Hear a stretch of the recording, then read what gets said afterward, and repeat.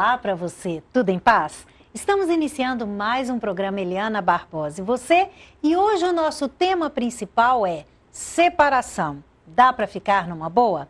Esse é um tema que as pessoas sempre nos solicitam, porque falando de amor, tanto no cinema, na literatura, quanto na vida real, o capítulo mais tumultuado, mais delicado e doloroso é o da separação.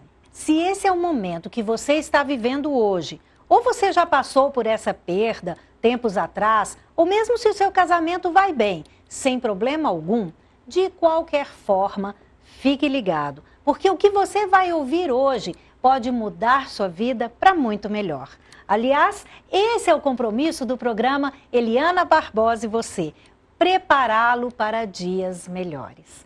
Está conosco aqui, nos estúdios da TV Mundi, a psicóloga doutora Ana Maria Castro, que vai nos responder a essa e muitas outras perguntas. Dá para ficar numa boa após a separação? Vamos ao nosso Papo Cabeça.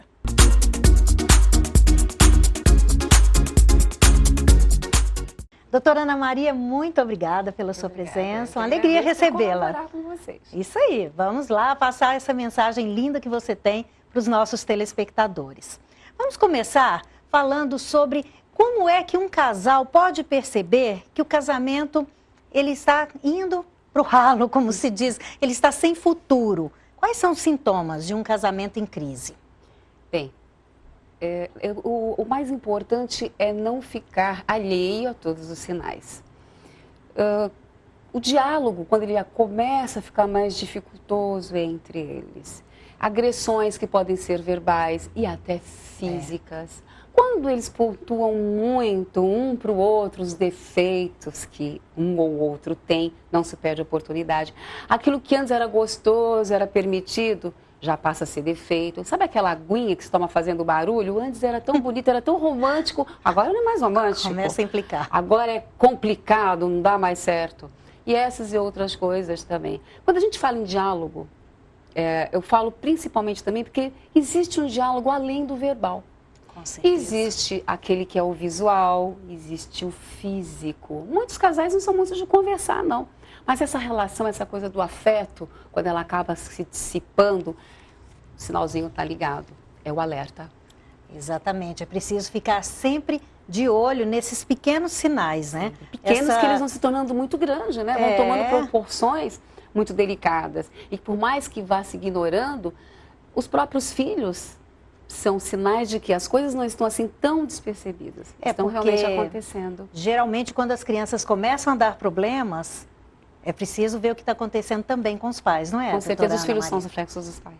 Exatamente, Sempre. exatamente. Sempre. E quando um dos parceiros já percebe que isso está acontecendo, como ele aborda o companheiro para poder falar, conversar sem ferir tanto? Se você chamar a atenção exatamente para um dos pontos que eu mencionei inicialmente, é uma maneira de você entrar na conversa. Por exemplo, olha, antes eu fazia, você não achava ruim, agora você está achando. Olha, por que agora você só olha os meus defeitos? Então tem maneiras de você, se você começar a pegar uma dessas deixas para você começar a conversar, a trazer para a realidade do que está acontecendo, é uma maneira de você abordar. Porque não tem como justificar, você que está vendo, porque é aquela, tem sempre aquele comentário, você está vendo coisas, né? E não está vendo coisas. Não, o que foi ontem, assim, assado? O que foi hoje de manhã? É uma maneira de você chamar o outro para uma conversa até mais consciente do que está acontecendo na relação dos dois. E é interessante, assim, que a gente vê a cada ano que passa, a cada década que passa, que as pessoas estão menos pacientes dentro de uma relação. Você vê assim também? Eu acho que não é há 10 anos, eu acho que já faz muito tempo, é que as pessoas hoje, elas assumem mais. Interessante isso. Elas assumem mais o porquê. Eu acho que a partir do momento em que elas acabam tendo mais consciência e mais percepção do que legalmente até ela está sendo favorecida, eles têm mais coragem de chegar um para o outro e abrir que a paciência está acabando. Saiu em 2008, 2009, o IBGE, ele publicou uma pesquisa em que O número de divórcios nos últimos 25 anos aumentou em 200%. Nossa. Sabe o que é 200%? É muita coisa. 200%. E nesses 200%, a gente vai além, porque tinha muito casais jovens se divorciando. Mas o porquê? Só os casais jovens é que têm a oportunidade de reiniciar uma nova vida? Não. É porque aqueles mais velhos, aqueles que têm mais tempo de relação, resolveram assumir mais as diferenças que estão acontecendo no casal, entre o casal. E aí, automaticamente, as pessoas elas se declaram mais, olha, não dá. E sempre um dos cônjuges é que assume mais, né? Justamente. Dificilmente os dois vão assumir juntos no mesmo momento que a relação acabou, que não tem como mais segurar. Pois é, e esse cônjuge que vê e toma coragem de dizer, chega, eu não quero mais, como ele faz isso sem ferir tanto o outro, sem criar tanto conflito? Depende muito da relação também, né? É difícil, é muito difícil, porque depende muito da intensidade das relações. Por mais que seja amigável uma separação, por mais que seja doce você abordar o outro para discutir, para fazer a famosa DR, e nesse momento que é conclusivo, né? Não vai ser doce. Vai ser doloroso, discutindo a relação, discutir a relação, famoso DR, discutir a relação. Não tem como ser doce, porque você está lidando com o sentimento de perda. Você tem que assumir que, queira ou não, parece que a sensação de fracasso toma conta. Exatamente. E aí, por mais que você vai falar para o outro, por mais que um chegue até o outro de uma maneira suave, mais doce, sem muito trauma, o outro não vai receber.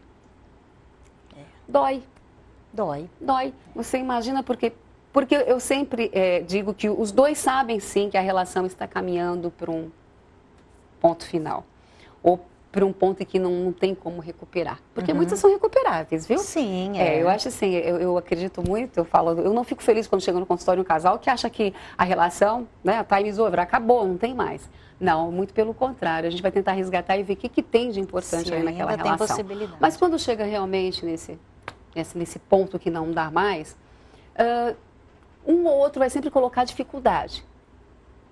O que acontece com aquele que está disposto a cair fora da relação? Acabou. Dá o tempo. Não vai com tudo em cima. Tudo tem o seu tempo. Tem que se colocar as coisas cuidadosamente. Não coloca tudo de uma vez.